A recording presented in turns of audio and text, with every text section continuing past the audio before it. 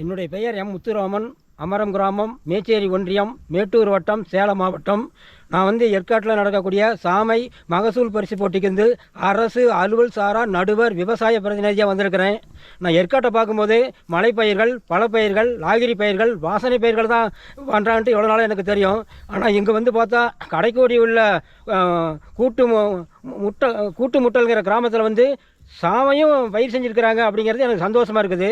ஏன்னா இன்றைக்கி நோயில்லா வாழ்வு, நஞ்சில்லா குடிநீர், மாசில்லா காற்று, மாசில்லா உணவு, உணவே மருந்தே உணவுங்கிற காலத்தில் ஆயுள் கூடுறதுக்கும் உள்ளாரோக்கியத்துக்கும் நான் உள்ளாரோக்கியம், உடல் ஆரோக்கியம் இதுக்கு நான் வந்தோம். அந்த விஷயத்தில் சாமை பயிரிடும் போது நான் பெருமகிழ்ச்சி அடைஞ்சேன். இன்றைக்கி உடல் சாமை பயிரில் இயற்கை செயற்கை பூச்சிக்கொல்லி, செயற்கை உரம் இல்லாமல் இயற்கை பூச்சிக்கொல்லி, இயற்கை உரத்தை கொண்டு தயாரிக்கக்கூடியது. இந்த சாம அரிசி உணவு பண்ணுறதுனால இதில் கலோரிகள் அதிகம், ஜீரணிக்கத்தன்மை அதிகம். இரண்டாவது தாது பொருள்கள், தாது உப்புக்கள், மாவுச்சத்து, நார்ச்சத்து, புரதச்சத்து, கொழுப்புச்சத்து, கரிமச்சத்து. ரெண்டாவது கேன்சரை பயன்படுத்தக்கூடியது. பெண்களுக்கு அதிகமாக, தாய்மார்களுக்கு பால் அதிகம் சுரக்கும். அவங்களுக்கு உண்டான கல்லீரல் நோய், கணைய நோய், இதய நோய், ரத்த சோகை, சோம்பல், அசதி, கருப்பு இதை முழுசாக நீங்குது. இதுவும் என்னுடைய குழந்தைக்கு நீங்கள் சாமச்சோறு ஆகணும். சாமச்சோத்தை சாகிறதுக்கு சாமச்சோறு சாப்பிட்றது ரொம்ப கஷ்டப்படுவாங்க. இன்றைக்கி அந்த காலத்தில் நாங்கள் சாம அரிசியை ஆக்கி அதை சந்தமமாக நெரிச்சு இன்றைக்கி வெள்ளைப்பாகலை போட்டு இன்றைக்கி சாப்பிடுவோம். அதுதான் இன்றைக்கி நாகரிக உலகத்தில் நூடுல்ஸாக வந்துடுது. அன்றைக்கி சந்தம், இன்றைக்கி நூடுல்ஸு. ஆனால் மூலப்பொருள் ஒன்று தான். இந்த சாமச்சோறு பசங்களுக்கு கொடுத்தா கொஞ்சம் ஆரோக்கியம் கம்மியாக இருக்கும், நாக்கு ருசியாக இருக்காது. ஏன்னா நாகரிக உலகத்தில் நாக்கு கறி குழம்பு, மீன் குழம்பு, மட்டன் சிக்கன் குழம்பு போயிடுது. இதனால் சாம சாப்பிட்டாக்க அதிகமாக பசங்க விரும்ப மாட்டாங்க. இதனால் சாம பாயாசம், சாம கூழ், சாம கஞ்சி, சாம சோறு, சாம இட்லி, சாம தோசை, சாம பக்கடா, சாம முறுக்கு, சாம உப்புமா, இந்த மாதிரி விதவிதமாக பண்ணி கொடுத்து நாக்குக்கு ருசியாக இருக்கும், சாப்பிட்றவங்களுக்கு ருசியாக இருக்கும், மக்களுக்கு ருசியாகும். இதை வச்சு நான் சொல்கிறேன், சிறுதானியத்தில் இல்லாத சத்துக்களே கிடையாது. மீண்டும் சொல்கிறேன், சிறுதானியத்தை உண்டா டாக்டருக்கு செலவு பண்ண வேண்டியதில்லை, மருத்துவத்துக்கு போக வேண்டியதில்லை. நான் ரத்த சோகை, கல்லீரல் நோய், கணைய நோய், புற்றுநோய், இதய நோய் அனைத்து உள்ள ஆரோக்கியம், உடல் ஆரோக்கியம், சோம்பல், எந்த நேரமும் ஊக்கமும் ஆக்கமும் உடல் உழைப்பு வருது.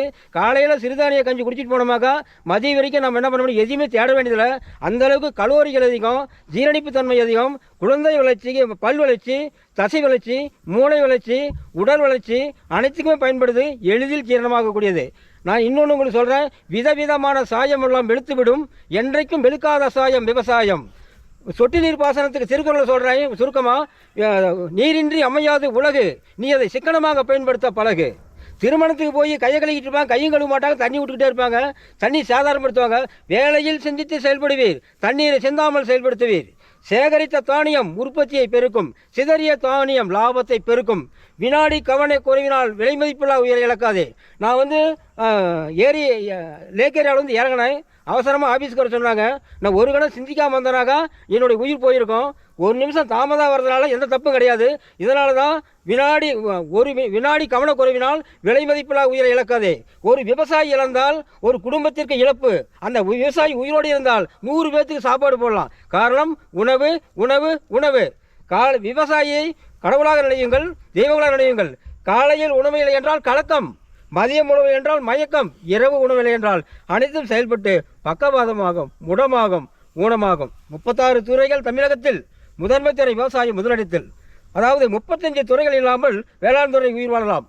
வேளாண் துறை ஒன்று இல்லை என்றால் 35 முடமாகும், ஊனமாகும், பக்கமாகும். காரணம் உணவு, உணவு, உணவு. பசி பசி பசி பட்டினி. 2025 பஞ்சம் அதிகமாக வரும்னு சொல்கிறாங்க. தங்கம் கிடைக்கும், தானியம் கிடைக்காது. பொன் கிடைக்கும், பொருள் கிடைக்காது. கயவர்கள் கூட வீட்டில் புகுந்து காசு பணத்தை தொடமாட்டார். கழனியிலே இளைஞர்களை கடுகள விடமாட்டார். காரணம் பசி பசி பசி பட்டினி. நன்றி, வணக்கம். இயற்கை விவசாயி முத்துராமன்.